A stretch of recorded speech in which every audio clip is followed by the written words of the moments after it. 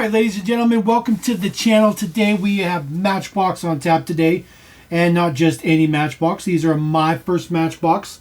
Matchbox Preschool as well. They were sold under my first Matchbox and Matchbox Preschool as well. These are very colorful models. They're all just regular mainline models. There's nothing particularly exclusive or anything. But they are decoed up to be a little bit more appealing to a younger group. These were kind of marketed for the younger crowd, clearly, but they are very collectible for us adult collectors. Mid-80s, mid to late 80s is kind of when they run these. I think maybe they ran through the very early 90s, but they didn't last all that long. This particular one is a six-pack. $50 did pick this up at the gathering. $50 is pretty expensive, but these are not very common to find. So nothing particularly fancy in the back here. Made in Thailand. A little bit of a print right there, talking about the product itself. This particular one is a six-pack. Six-packs were pretty rare. Did not find many six-packs for sure. So we'll just go ahead and get into these. This is, of course, the open wheel, the F1 car.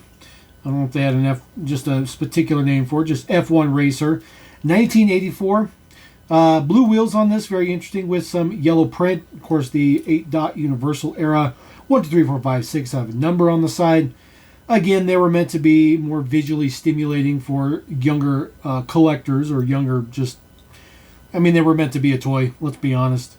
They're not a toy now. These are an absolute collector item, and they are going in a very substantial collection, which of course is mine. But that is not what their original purpose was. Their original purpose was to be played with. Next one up right here, this is of course the Cat Dozer. It does have prints on the front for a little bit of simulated dozer action to it. A little bit of print on the top as well. This particular model also still comes apart. So it's very interesting that a lot of these models still have all of the moving features and moving parts and stuff on them.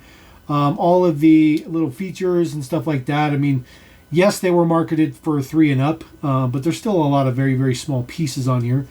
Always get weary on moving these. These treads have not moved in close to 40 years. So just trying to be a little bit gentle with them. Try to get a little bit of stretch in them. You don't want them to be too plain Jane.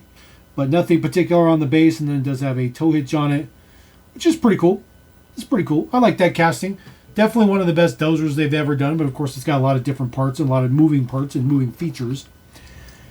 All right, next one up is the extending ladder fire truck. This fire truck was probably used about, I don't know, close to 60 different decos, maybe a few more decos than that over its lifespan. Very, very, very popular, very highly used model. This particular one is a blue base with some yellow wheels. There's a ton of variations for all of these models, by the way. I don't know if we're going to have any variations in this mix, but we'll find out. There is a fireman on the side there, very youth-oriented, very kid-oriented, clearly. This one still has all of the moving features on it. 360 rotation. It also does have the one stage for the ladder, which is pretty loose in there. Doesn't want to stay up there. Very interesting that every single piece is a different color.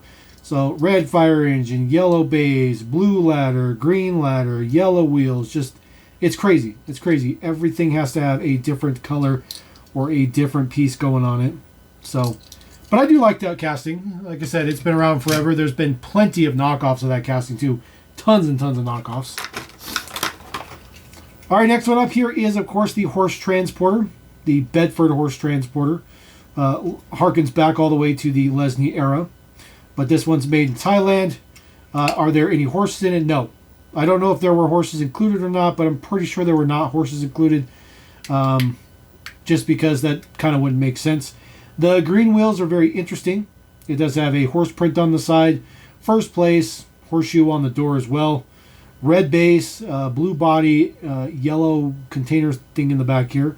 Boy and girl on this side. Just could be the riders. No prints on the back, but a little bit of prints on the top. You do have a saddle. Those are the things you put your feet in. And then, of course, the baton or whip or whatever you want to do to make the horse go faster. But that was pretty cool. I guess we'll put that one over here as well. There we go. Now, two of my favorite ones that I've been looking for a long time. Clearly, the Peterbilt trucks.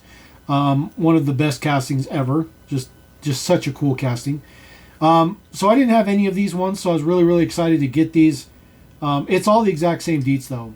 I mean, everything that you'd expect from the Peterbilt, it's exactly the same. No chrome, which is fine. We don't need no chrome. This is a tanker, so it's got a pumper on the side. It's got red stacks in there. You see there is a driver in there, which is part of that piece. There is the logo on the side for Peterbilt, although it doesn't actually say Peterbilt on here. Red wheels, and then really nice details for the grille. And here's your base deets, 1981 Matchbox. It's pretty cool. It's pretty cool. Green body on that one's really, really nice too. We're going to put that one right in the center because I like that one. And then, of course, we get the cement truck as well. Has a nice big smiley operator there on the side. Again, the spot for the Peterbilt logo, just no Peterbilt logo itself. Yellow wheels on this one with some blueprint on the center. Of course, this does everything that the mainline does, so everything moves and all that good stuff. Again, everything has to be a different color. Red, blue, yellow, yellow again, green interior. I get it. And to be honest with you, they're charming. They're actually very appealing to look at. They're actually really nice because you actually get a different flavor from looking at these from what you get nowadays. I mean, these are just cool. I just think these are cool. All right, moving down to some smaller packs. This one was $20. Comes with there's a locomotive and a train car in there, and then of course the double-decker bus. Now these do show some other sets on here. You'll see that particular one right there we've already looked at. These are pre-pros. You can tell just by the colors of the plastic. The pictures on the back here are pre-pros. The school bus, the Volvo tilt truck, the breakdown van. This particular set right here had the Fawn dump truck and the Opel Cadet in there for the police car. The Testarossa, I do have that car as a single, so we're going to look at that one. And then, of course, the Jeep Wrangler, and then we already looked at, of course, the horse truck. Now, I don't think that these are necessarily assembled to be like, hey, this is the 3-pack that you buy. They're just showing models on the back. I really think that they do. They're just showing models, which is perfectly fine. Pull this guy out of here. It does have a blue tray, just like the previous one did. We'll get our double-decker bus out of here. Get this the correct way. There we go. There is the deeds 1, 2, 3 ABC on the side. Again, very, very kid-centric, oriented when they were new. Clearly, they're obviously not there. We have made them collector items nowadays. Nearly 40 years later. ABC on the top looks pretty good. This one has a standard black base on it, which I find to be very interesting. It also has a China base on there, which is also very interesting. So I wonder if the 2 trains in here are also going to have China bases. I guess we're going to find out. But very interesting that there's not a colored base on there. Maybe green. Green would have been maybe a good color for that particular one. But very interesting. Very interesting nonetheless. We'll look at the locomotive first. This is just the standard locomotive. 1, 2, 3 on there. Blue, green, and yellow. Looks good.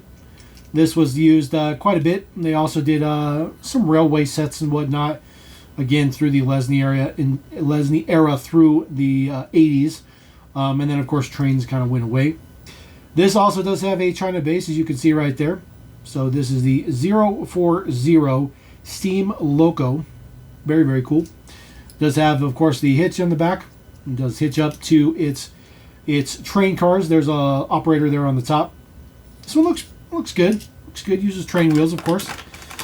And then the other one in this mix is, of course, the passenger car. There is an operator blowing the whistle, which looks pretty good. There is the conductor throwing a flag out of some sort, or some type of operator, maybe showing that it's leaving at 9 o'clock. Exact same prints on the other side. This does not have a window or anything in there. This is a print, obviously, but no window insert in there. This casting did have some window inserts sometimes. There is the base deets, just a passenger coach made in China. Looks good.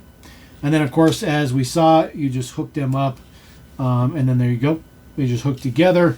They roll around just like you'd expect from a train car, and you could hook up a billion of them if you wanted to.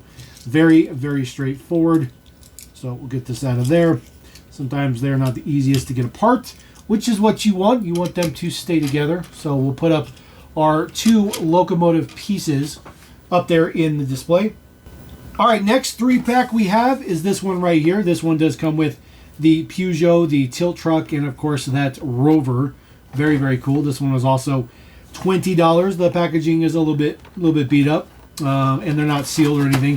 Has the exact same models on the back as the previous one we looked at. So we'll get this cracked out of here. Set this down here.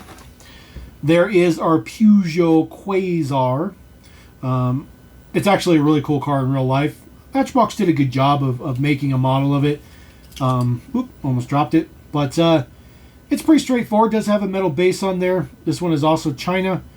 So I don't think I have any Quasars that are China bases. So this is very interesting. Says Peugeot on the back. A little bit of open engine detail in there. Left-hand drive. Number 3 on there. Again, lots of different colors. That one's a little bit more normalized. Not like dramatically normalized, but just a little bit more normalized. We'll put that guy up there. This is our Volvo tilt truck. There is the front end. Not a whole lot of deco on this one. There is your base deets.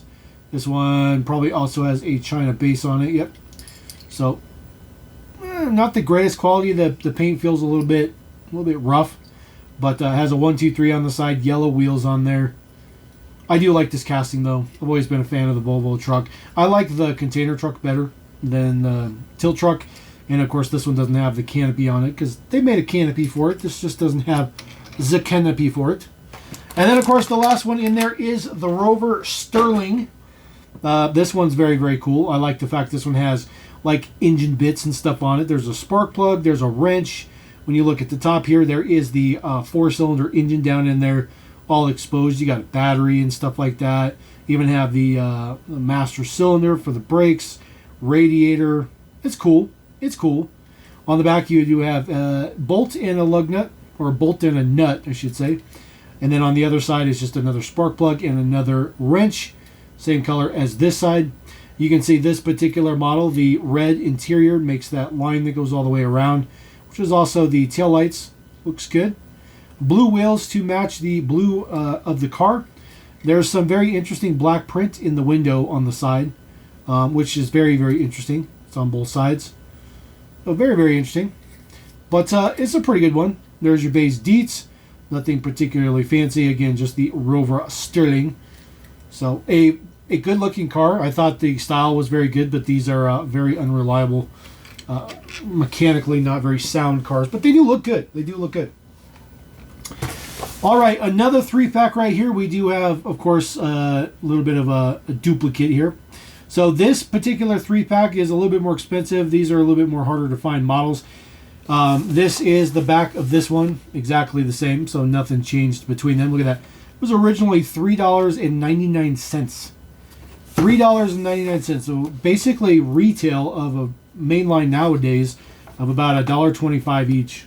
That's crazy. It's crazy. This was $4 way back in the day. So we'll get this one cracked out. Now, a couple interesting things here. So first one is obviously we get a duplicate, which sucks. This one is also going to be a China base. So you see it does say China, and it is exactly the same color. So unfortunately there's no difference on that one. So that one we'll set to the side. But this one is very interesting. Now this one, it's what I don't understand, and maybe somebody can drop a comment in there. This is where you guys get interactive with Level M.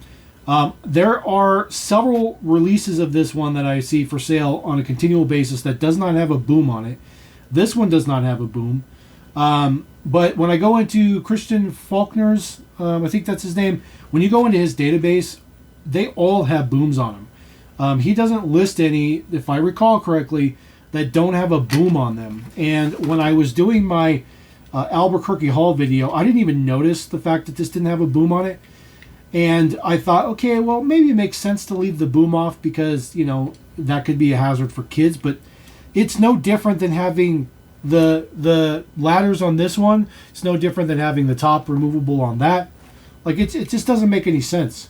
So if you guys know the deets on this one, let me know, because this is one of my favorite castings. It's probably my second favorite casting for Matchbox, is this Ford telephone truck. So there are the deets on the side. It says 53 on there. Has a little symbol for, you know, electricity. A little bit of print for, working features inside the truck, presumably. A guy there on the back. Obviously, no boom on the top, which is unfortunate. There's a little bit of print in there for a wire spool, which looks okay. Another print on the hood. And then, of course, the deets on the other side are exactly the same. Of course, this model has suspension.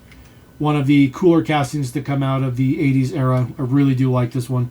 Definitely one of my favorite Matchboxes of all time. But this one does not have a boom. It looks like there's plenty of space in here to have the boom. Maybe. It'd be really tight. But I think they could fit it in there. But I honestly think that this is deliberate. I don't think that's supposed to have a boom on it. So, but if somebody can comment and let me know and clear up the air, I would be very appreciative of that. All right, the last one in here is the Opel Kadett, the Astra, the GTE. It was a bunch of them. Vauxhall Astra, Opel Kadett. It's the exact same car. China base on this one, all metal construction. Of course, it has kind of a youth. Let's see, what's the best way to put this? A kid-friendly officer on the front of it, which kind of looks like a clown, which is kind of interesting. But there is some handcuffs there on the top, and then on the side here just says police with a traffic light. It's very interesting to get like a standard traffic light on here, especially during these times, because Matchbox was very much not an American brand at this time, so kind of interesting just to get a regular one on there. Very interesting on the print on this side. You see just the green was off, just the green, to show you that that particular color was printed separately. But I like it. Gives it some character. Blue wheels on there. 8-dot era, universal era. This one is a little bit different packaging. So this one's called My First Playset. So My First Playset, Preschool. This one, I think, predated the previous, or the ones that we previously saw. I think this was originally what the packaging kind of looked like. With the kind of old school Matchbox white, yellow, red, and blue kind of fade. And of course, it's got that weird triangle look to it. This one was 25 bucks. They were also play sets. So you see a bunch of deets right there. All the models that they show there are just regular models, though. They're not these colorful ones, which is interesting. Details on the bottom right there. 1989 is the date for this particular pack. This one was 25 bucks. So we'll get this one opened on the bottom. Appears to just open to the top. And there's a card in there. So these are just on a blister card. So this is a package that I won't be able to keep. So we'll just go ahead and get this one separated. There we go. And then it has another tray inside. This is very interesting packaging. This is not something that was very common back then. So, see? 2 stages of blister cards. Very, very weird. It was super not common back then.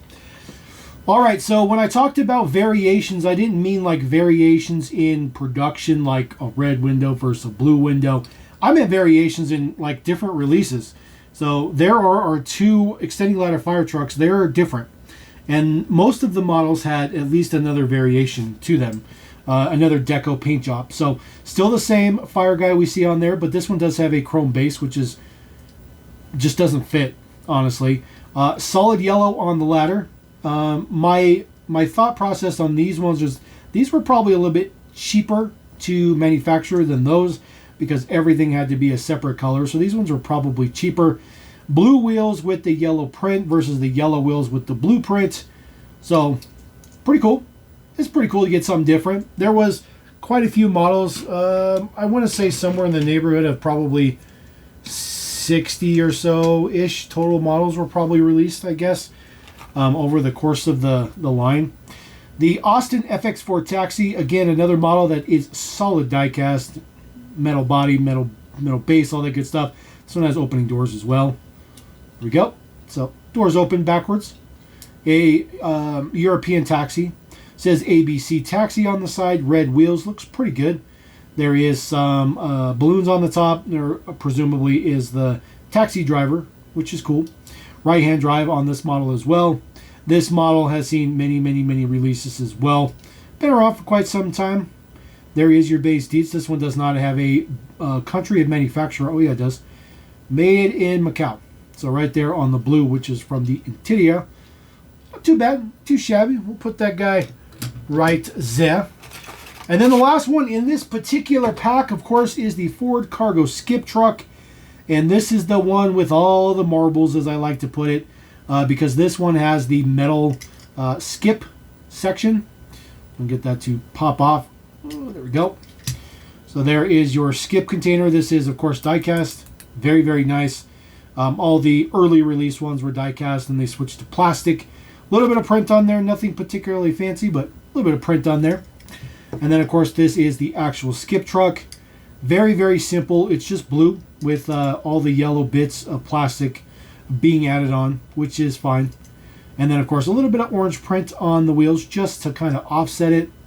Of course, this section moves. You'd have your skip truck right here. You back up to it. You hook up your skip. You flip this up and drop it on the truck.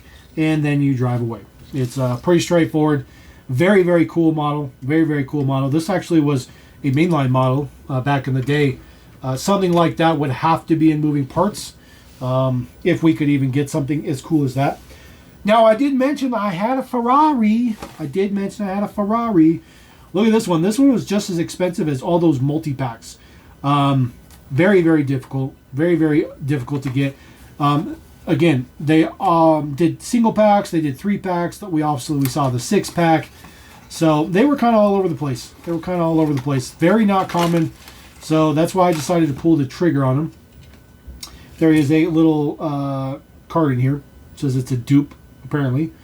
WSQ, not really sure what that means. All that good deeds, all like that. March of 1991. That's probably when this was purchased new. And this was probably in there since it was new. That is actually pretty cool. I actually like that. It's kind of like a piece of history right there. It's kind of cool. All right, there is our Testarossa. This is our last model to take a look at. It does have a green interior in there. There's, of course, a racer on there. And, of course, everybody looks universally the same in, of course, all their depictions. They all have kind of a pale face and then, of course, a big red nose. They all look like clowns. Couple of checkered flags on the top. It is number 1. And then that is presumably flames coming out the side, which is an interesting spot for it. There is a green interior and a green base. You see the 2 greens are completely different greens. It's kind of cool, though. Kind of gives off a cool, different vibe. And, of course, this model still does have suspension in it, because, of course, it does. And it's all metal construction, metal body, metal base, which is really nice as well. So pretty stoked about that one. We'll put that guy right there in the center. So there you go. That is the latest haul from the gathering. I still got more to go. I still got more. My first Matchbox preschool, my first playset. This might be my new kind of thing to tackle.